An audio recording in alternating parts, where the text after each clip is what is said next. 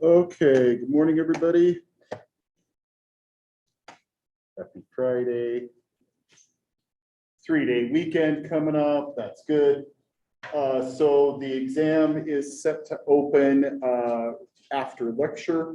It closes Tuesday at 5 p.m. instead of Monday, since Monday's holiday. I figured I probably, well, yeah, President's Day. No school Monday. So I figured I probably shouldn't make a test due on a day that's a holiday. So you get an extra day with that.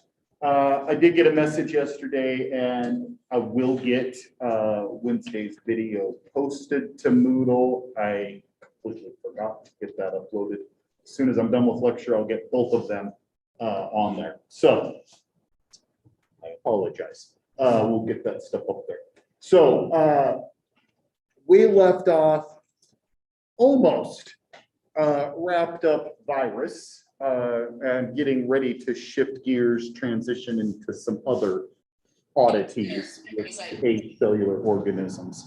So there are definitely some things that you might potentially be able to visualize when we're evaluating virus. There are other characteristics that can clue you into some of their potentials. And this figure shows us a couple of different virus, and it would be something like those flasks that we showed before, the cell culture, where you've got living, like our own human cells, some type of cell, in a flask that in turn you've got the ability to potentially infect with some virus. And then you let this stuff grow up for a bit of time, looking at it under the microscope, and you might see some things that the virus is causing to happen. That's what we call the cytopathic effects. Potential pathologies at the cellular level, that's really what we're talking about. Distortions in shape, fusions of cells, that's what we've got up here with the paramyxovirus. It causes the cells that are infected to kind of glom onto one another. They fuse their plasma membranes, and we've got arrows pointing at these guys. This should be individual cells like we see around here, but this is one gigantic cell that is multinucleated. That's the syncytium, where you get numerous mergers. And one example, sorry, about ran right into you. One example of a cytopathic effect. Another one, we've got some of these cells, arrows pointing, and this is probably much better to see in the text, where you can see some of these, and when it's projected up here, you kind of lose it a little bit. But these cells, and we will talk a little bit about differences in types of white blood cells and the way some of these stain up. It's based off of some of the granules. These cells have these eosinophilic inclusion bodies. It's a type of acid staining. That's the eosinophilic staining that's occurring in these cells. And it's the result of specific virus. This one is pox virus that's causing that. This is a type of herpes. This is kind of interesting stuff, I think. The cytoplasmic stranding and inclusion bodies within the nuclei. We got a couple of different things we're pointing at. And again, hard to visualize up on the screen. But you can see big, long, almost shards or spikes where the cell is being like pulled out. That's the cytoplasmic stranding. And then the nuclei, you can see, not very well up here, but you can see some issues where the virus is within there, forming these inclusions. Over here, with the adenovirus, we've got a handful of cells that basically cluster together. So rounding and clustering where they should be more just kind of separate and distinct. Almost, I think, almost like this, but it's not exactly the same, right? And so these are things that you might be evaluating. You might think, this specific virus is what is on our radar. We're thinking that's what's up. Cultivating it and seeing this can lend to some confirmation. There are lots of different mechanisms that we can utilize to evaluate this from an immunological standpoint. And I really feel like these next couple of images are like the perfect segue into the next unit of material when we start thinking about how our body responds and how pathogens potentially can evade some of these responses.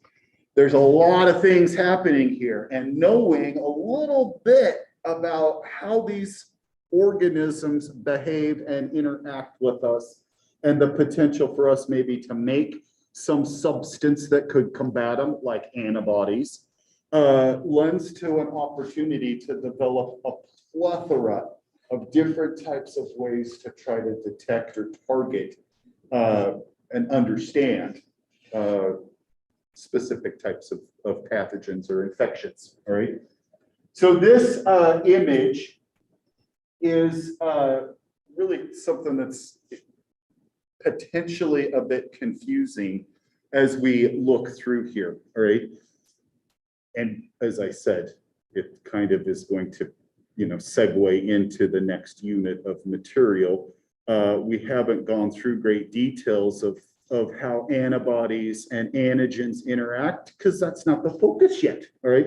But you're gonna get it, all right? And I can describe this pretty quickly, and hopefully it will be clear. There's another different test that still kind of uses antibodies and antigens, but it's a different way to evaluate things, all right? So there's a lot of stuff happening here, all right? We've got up at the top a control where all we've got are red cells. This could be your own red blood cells, all right? It could be something that you've purchased and you're using in your assay, all right? So up above, it's just the red cells.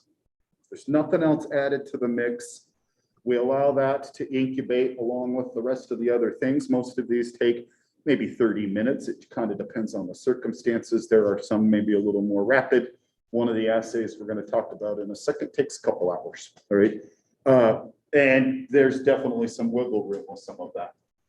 So all of these things are happening maybe on a little well of a microtiter plate, something like that, or even like a waxy coated card that you could have drops like you were maybe doing a blood typing test, right? Kind of the same idea, all right? So as this sets, and it makes me think little wells, because you see the little red cells will settle down to the bottom of this tube or well that they're in, all right? Again, after, a few minutes sometime, all right? So this shows this little glob of cells all together, that there's no interaction. There's nothing going on with my red cells. They don't just spontaneously clump up, all right? And that's good to know, all right? Down below, we can do a test. And these virus over here, whatever they might be, they can link up to these red cells. So again, proteins on their surface and receptors on the cells, making them link up together. If they can do that, it causes a big clump, a big glob of cells and virus to interlink together, to form a big meshwork of stuff, virus and cells together, all right? And we call that, when we're talking red blood cells, hemagglutination. It's a clumping, all right? And when you look at the well, it looks very different than our little buttons of red cells up above. It's all spread out and it's kind of a lattice-like structure of interaction, all right? This is showing us that we've got an interaction, a positive, if you will, all right? Down below is the test, all right? And this we would call a hemagglutination inhibition assay. Can we inhibit this? And if we can, that means that you are producing antibody against this respective virus, all right? So now you've got your own serum specimen, your own plasma that's got antibodies, maybe got antibodies circulating around. If you have been exposed to this virus, it's in your body, and you're mounting an immune response, you produce antibodies, all right? It's the same idea. If you get a vaccine, you produce some antibodies. It gives you some protection, right? So now you've got these antibodies. Then the question is, are they against this respective virus, right? Are you infected with this thing? We can take that sample, add it to known virus and known red cells where we know this is going to interact. And if the antibodies are present, they're going to link up to the virus, and it's going to prevent the virus particles from interacting with the red blood cells. So it's like up above. There's nothing in there. There is, we know there is, we added the virus, and it should do this, right? But now it looks just like up above, all right? We don't say no reaction, right? It looks like no reaction, but it is a reaction. It's inhibiting this agglutination. It's inhibiting the virus from binding to the red cells, all right? So what looks like a negative is actually a positive, all right? And telling us that you've got antibody against this respective virus. And you could have a patient's serum, and you could test it against a handful of different types of virus, not in the same well, but in separate wells, and you could simultaneously run these samples and potentially see, you know, a handful of different antibodies that you've produced against this respective virus, right? And you could also monitor maybe the progression with that as well. It's pretty interesting, all right? And we'll get into some more details with some of the ideas of how this stuff is occurring and how our body generates antibodies in the first place. Soon. So this next test, this one's pretty busy, all right? There's a lot of stuff going on here. And I will tell you with both the inhibition assay and this ELISA test or enzyme immunoassay, I'm not asking you these questions on the exam, all right? I truly feel like this is more, although we're talking virus stuff, and ways we may be able to evaluate, it's more next section material when we'll talk more about this, all right? So just relax for 1 second and let me show you a little bit about what's going on. There are all sorts of things that we could potentially utilize these types of assays for. There are numerous things that are enzyme assays that will detect specific things. Antigens or antibodies are what we're trying to detect. Antigens from the pathogens, antibodies that we produce against those pathogens, all right? Couple of different ways you might be able to see the stuff, all right? Pregnancy tests are basically like this, all right? A quick, pretty quick handful of minutes is what it takes for it to ultimately show up as a positive or a negative, but quick, right? So up above, we've got two different things going on, a positive going down this way and the negative sample on the other side. So you can kind of compare what's happening, all right? The little V that is attached to, so this would be the well of a plate, or it could be some filter paper like a pregnancy test, the little dipstick, whatever, all right? The V is an antigen, all right?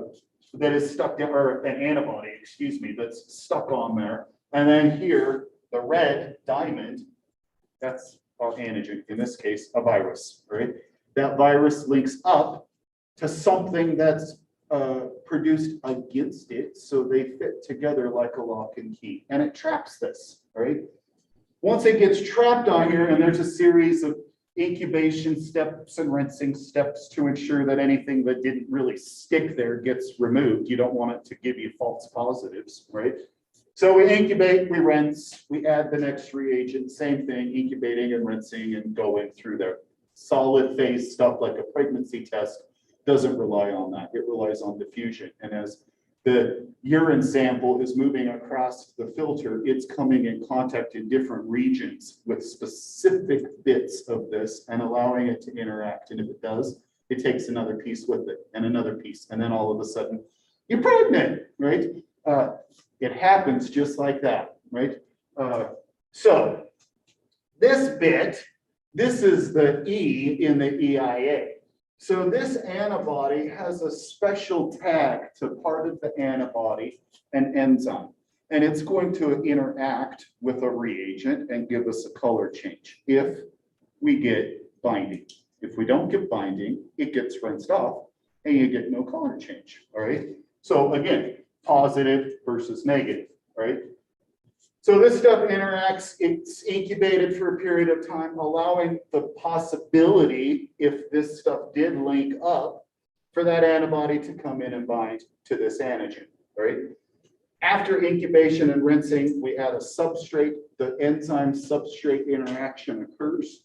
You interact with that substrate. It typically is a colorless product or a colorless substrate that becomes a colored product after the incubation time, however long it might be. And that's what this is trying to show. From this to something else, right?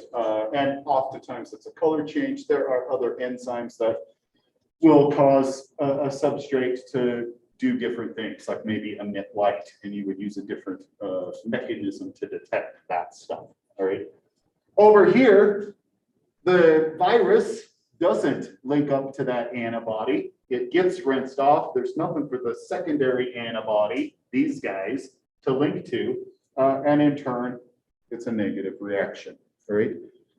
There are numerous types of EIAs, right? They can be direct, where it would be a sample and an antibody that's got this on it, linking up, and then you detect it. There are others, and this is a sandwich, ELISA, because you're building a little sandwich here, an antibody, an antigen, and another antibody. And there are others that are indirect, where it's an antigen stuck on there, you're detecting an antibody, but to detect it, another antibody has the enzyme on it, all right? So two antibodies, but they're not on the bottom and the top. It's the antigen, antibody, antibody, all right? Different, right? Similar ideas.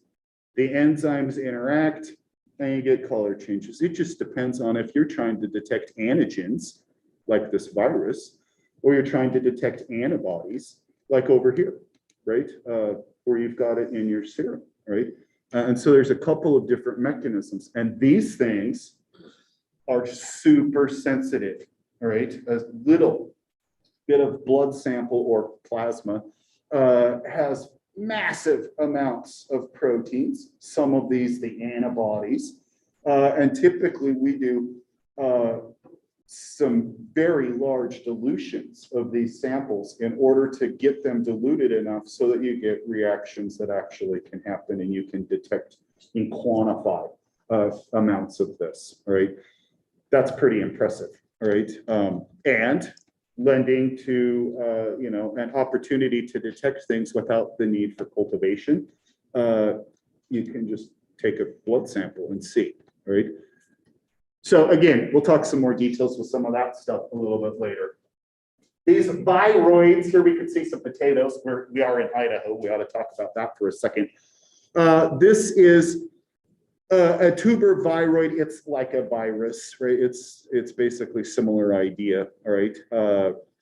It is something that is an issue. It definitely is a cosmetic issue as we look at this. These potatoes don't look so good. And I'm willing to wager if you were at the supermarket looking for potatoes, these suckers aren't going to be going into your cart, all right? I bet you they become potato flakes, right? Or French fries, something like that you don't recognize because it's not like this, right? So issues, right? And we don't want to see this. And definitely it can, as we see how it happens in 1 second, can cause like an entire potato field could potentially be infected with this. And as these potatoes grow, that's what they're producing. So if you don't know, we grow potatoes by planting potatoes, all right? You cut the potato and typically 1 or maybe 2 cuts on this potato with a knife.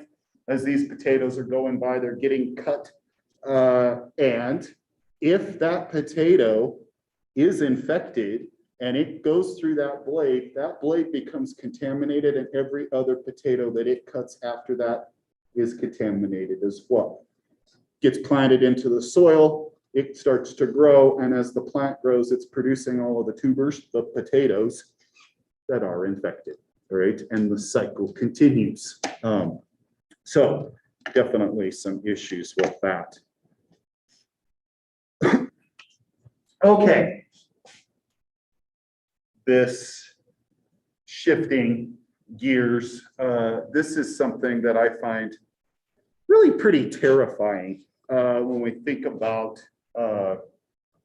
acellular pathogens, right?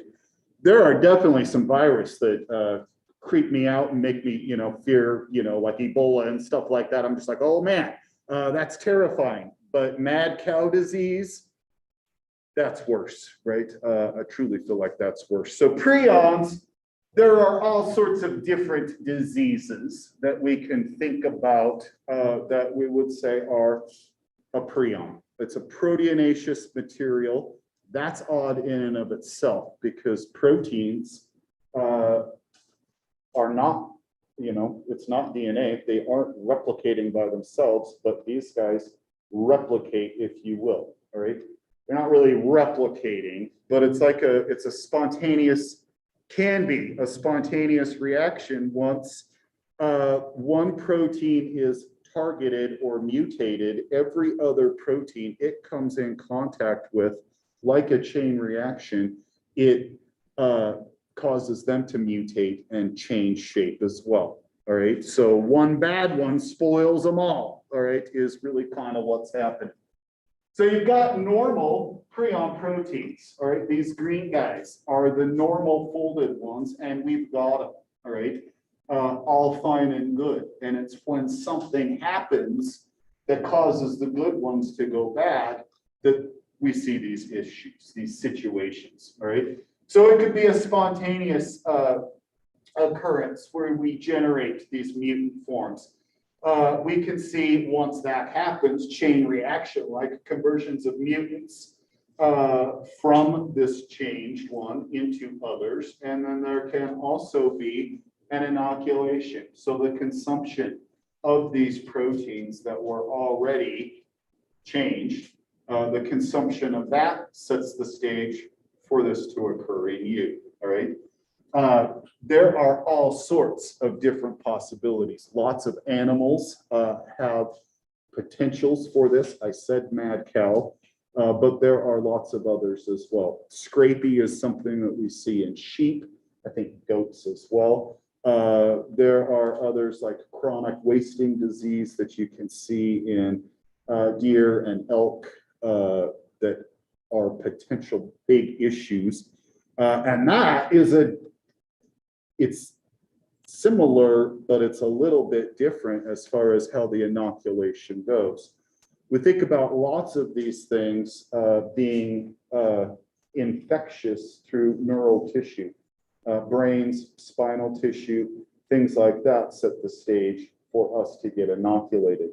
But with chronic wasting disease, the deer are infecting one another through saliva. And the saliva is that opens up all sorts of other avenues. When you think about the potentials for that to quickly spread through a herd, they're not cannibal deer, right? Eating one another. That's how it's able to cause huge problems and why there's concern. But the manifestations, very similar as far as what's happening within the brain, right? So we call these things spongiform encephalopathies. That is a mouthful. Basically, what is happening is once these proteins get turned into a catalyzed protein where they're changed and interacting, they start causing this destruction of the neural tissue, and it looks kind of Swiss cheese-like, this sponge cake, if you will. That's maybe a little better because that's lots of little ones, right? So this is an image of some of that destruction, all right? And there are, as I said, numerous things that we could think about. The consumption of stuff like brains sets the stage for problems, but it doesn't have to just be that. It could be, livestock that have consumed something to become infected, and the tainted meat ultimately sets the stage for us to become infected. Maybe it was last summer, I think it was 2 summers back, there was some guy that was hunting squirrels and eating them, and he really enjoyed squirrel brains, I guess. And he got mad squirrel, right, is what I would like to call it, but he died from that. And I'm like, geez, I wonder what the squirrel brains taste like. Probably nutty, right? That's what I figured. I wouldn't recommend it. You shouldn't eat brains is kind of my take home. I think it's probably bad news, all right?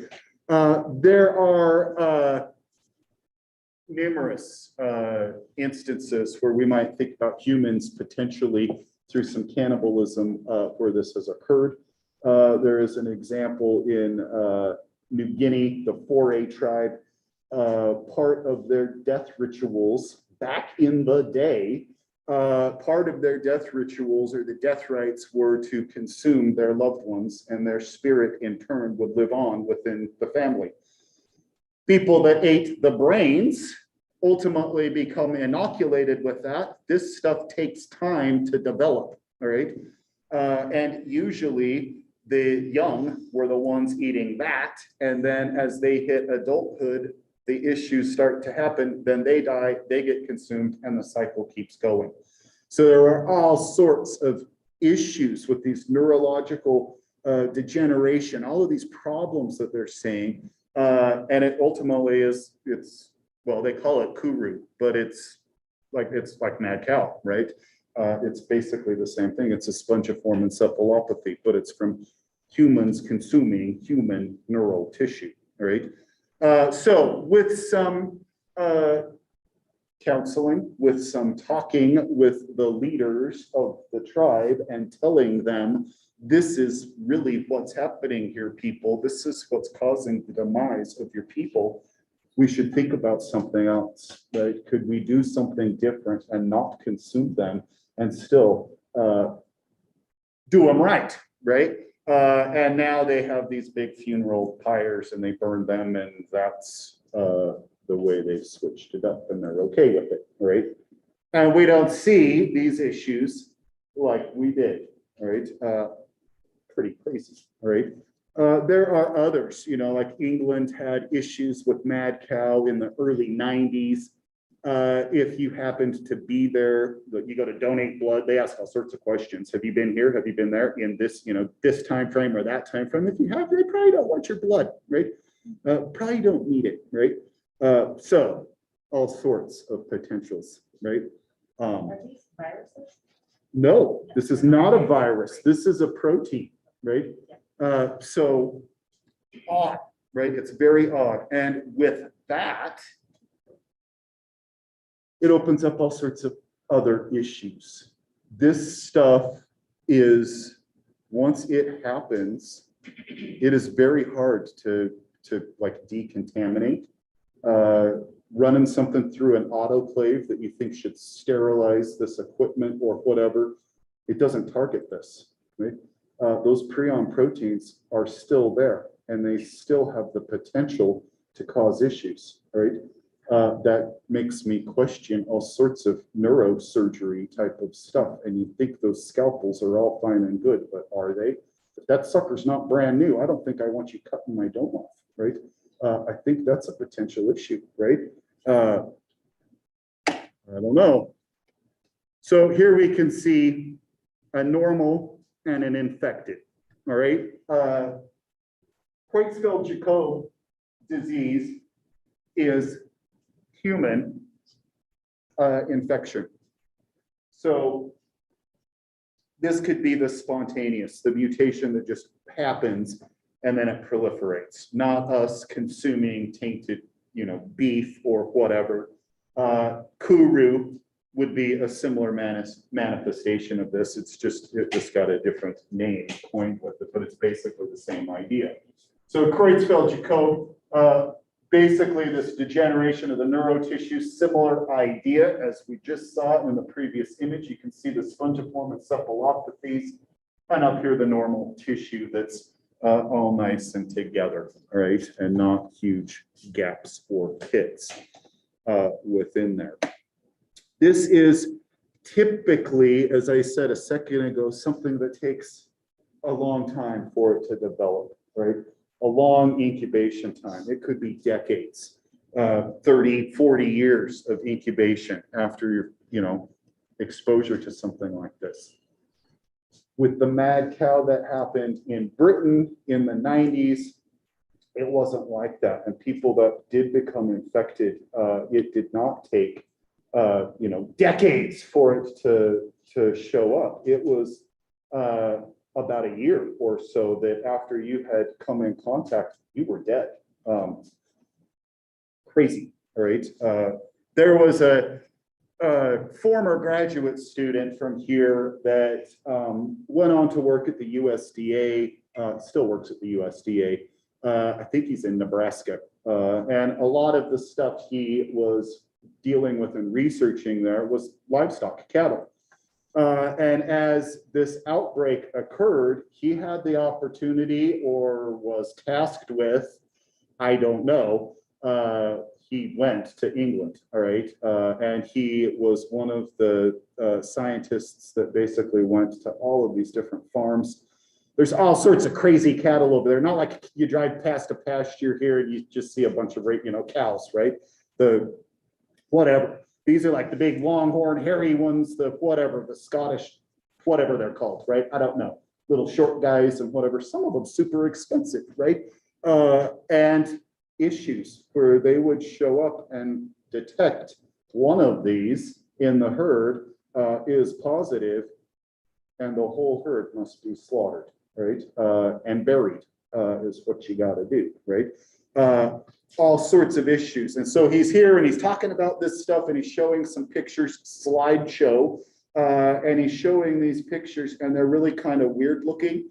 And he says it's, the quality is kind of messed up because my camera had to be in a Ziploc bag. Every place we went, we put on like our spacesuit type of stuff. And when we left, it got left there. And then we would don our new suits and go to the next place. Crazy. Yeah. So that brain looks like an Alzheimer's brain, kind of. So are the symptoms kind of similar? I think yes, I think there are definitely some similar sorts of symptoms. It does kind of look like the plaques that you might see in some Alzheimer's. I think there is some similarity with that. Which lends to some other issues, right? And it also kind of begs the question, could some of that really be something like this, right? Showing up 40 or 50 years after some occurrence, right? This spontaneous generation that's caused all of these mutations to manifest slowly over the course of time, possibly. That's crazy. But it is potential for that to occur. And that's the end of that. All sorts of, issues, like I was saying, where it can't, an autoclave, things like that. And it, it's a protein.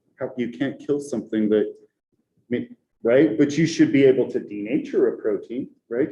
And that's something that just kind of leaves me wondering why. Okay, guys, any questions? Yes, sir. How are these prions able to not get broken down by stomach acid? I mean, that's a great question. I mean, you'd think an autoclave would destroy them. Stomach acid doesn't do anything to them either. I don't know. I truly don't know how they can tolerate, and it's potentially, this doesn't do them justice, but they've basically, once they've changed like this, they've already denatured. Their shape is not the normal shape. And maybe it's as simple as that. Once they have misfolded or changed the way that they all of a sudden become, immune to everything. I have no idea. I truly don't, but it's interesting. Does everyone who comes into contact with this become infected, or are some people naturally, do we know that? I don't know that. I don't know the answer to that. I think, it would depend, if it was ingested, I think it's a done deal, right? It also makes me wonder about, I mentioned neurosurgery and stuff like that. What about the neurosurgeons, right? These people that are dealing with people's brain tissue, they're coming in contact with all sorts of potential things that might set the stage for their demise. I don't know, right? Glad I'm not a neurosurgeon. Okay, guys, any questions about the exam? Yes, sir. Grading similar words. Like out of 5. Yep, it's gonna be out of 125 points, only 100, the grade book's gonna, well, the grade book that you see is gonna say 125, but I'm only taking 100, the other 25 is gonna be extra credit. Okay? I think there are 38 or 39 questions. There's a couple matching, a few true false, and the rest are just multiple choice. Should be pretty good. Okay, have a great weekend. I will see you all Wednesday.